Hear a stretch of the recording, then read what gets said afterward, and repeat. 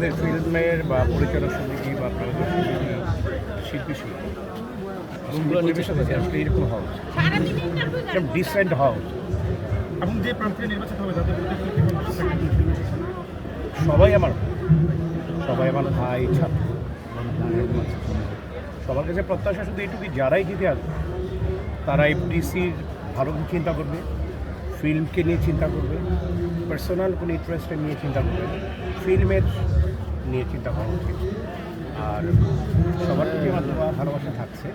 আর আমি শুধু একটি কথা বলবো যে অনেক সময় করে থাকি, অনেক সময় আমার একটা ভালো লোক, বাট একটি সমিতির জন্য ভালো লোকের চেয়েও আমি মনে করি যে যোগ্য লোক বেশি প্রয়োজন।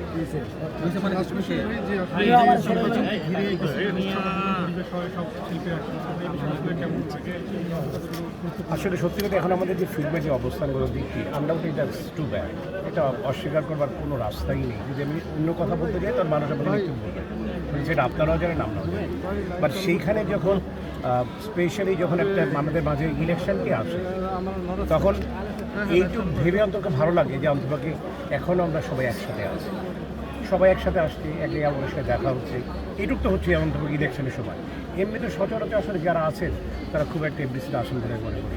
রুবেল ভাই, এই এফডিসিতে এখন তো প্রচুর তারকা এই নির্বাচনকে কেন্দ্র করে আবার ফাঁকা হয়ে যাবে, শিল্পী হিসেবে নির্বাচনের পর আবার ফাঁকা হয়ে যাবে, তো শিল্পী হিসেবে এটা কতটা পড়ায় সেই সোনালী দিনগুলোর কথা যখন চিন্তা করেন?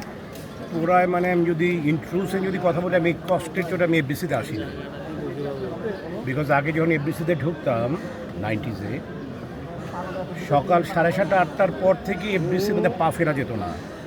8-10 পার্টি শুটিং থাকতো, সেখানে মাসের পর মাস এফডিসি খালি থাকে, তো কোনো শুটিং হয় না, খুবই কম। আমাদের সময় 130টি 25টি ছবি হতো, সেখানে হাতে গোনা 15-20টি ছবি হয়। আর লোক সমাগম কীরকম হয় এটা আমার চেয়ে আপনারা অনেক ভালো জানেন। তো সেই দিক থেকে আনডাউটলি অনেক কষ্টের একটি ব্যাপার।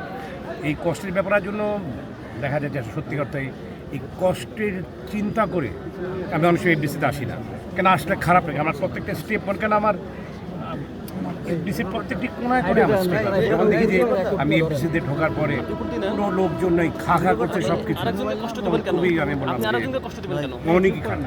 ভাইয়া লাস্ট প্রশ্ন, নির্বাচনের বাইরে ফিফা ওয়ার্ল্ড কাপ চলছে, আপনি খেলা পাগল মানুষ, কাকে সাপোর্ট দিচ্ছেন? আমি সারা দিন আমি দেখেন, আমি আজকের যে সকালবেলা ঘুমাই, প্রত্যেকদিন সকালবেলা খেলা দেখে আমি শুয়েছি। তো আমি জানি যে এখানে আমি এখন যে কথাটি বলবো এটা অনেকেই খেপে যাবে, অনেকে রাগ করে, বাট কোন দলকে সাপোর্ট দিচ্ছেন? ওইটাই বলতে যাচ্ছি, but I like to speak the truth. আমি ব্রাজিলের সাপোর্টার, আমি ব্রাজিলকে পছন্দ করি, বাট মেসি আনডাউটলি আমার ফেভারিট প্লেয়ার, মেসি এবং নেইমার, বাট আমি ব্রাজিলকে পছন্দ করি, ব্রাজিলকে আনডাউটলি একদম। এই পছন্দের পিছনে দুটি কারণ আছে, কখনো বড় হয়নি, যেহেতু আজকে প্রশ্ন করেছে। আমি ব্রাজিলকে একদম দ্যাট ওয়াজ 1970 থেকে আমি পছন্দ করি, যখন খেলাধুলা মোটামুটি বোঝা শুরু করেছে। বাট তারপর ব্রাজিলকে পছন্দ করার পিছনে কারণ হচ্ছে ব্রাজিল লেগতে বল আগে। আমি দেশকে ভালোবাসি, দেশের প্রতি আমার এক ধরনের অনেক ভালোবাসা আছে। বাংলাদেশ লেগতেও বল আগে। ভাইয়া মেসি তো মায়ের সাথে সব সমর্থক শব্দ খুব সুন্দর। না, সেটা আলাদা ব্যাপার। আমি আগে বলেছি দেশের কথা। আচ্ছা, দেশের কথা যদি বলি আমি সেভাবে বলবো, তাইলে আমার নাম রুবেতে রোনাল্ডোকে আমার পছন্দ করা উচিত, ঠিক আছে?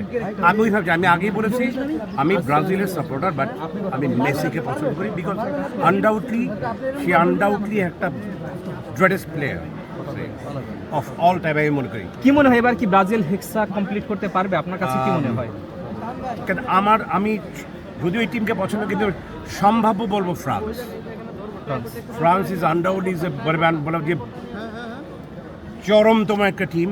এদেরকে বিট করার মতো টিম আমার নজরে পড়েনি, এটা টু বি অনেস্ট। আমি ব্রাজিল সাপোর্ট করি, তার ব্রাজিল জিতবেই আমি কথা বলবো না, জেতা উচিত। আর্জেন্টিনাও ভালো টিম, তাদেরও জেতা উচিত।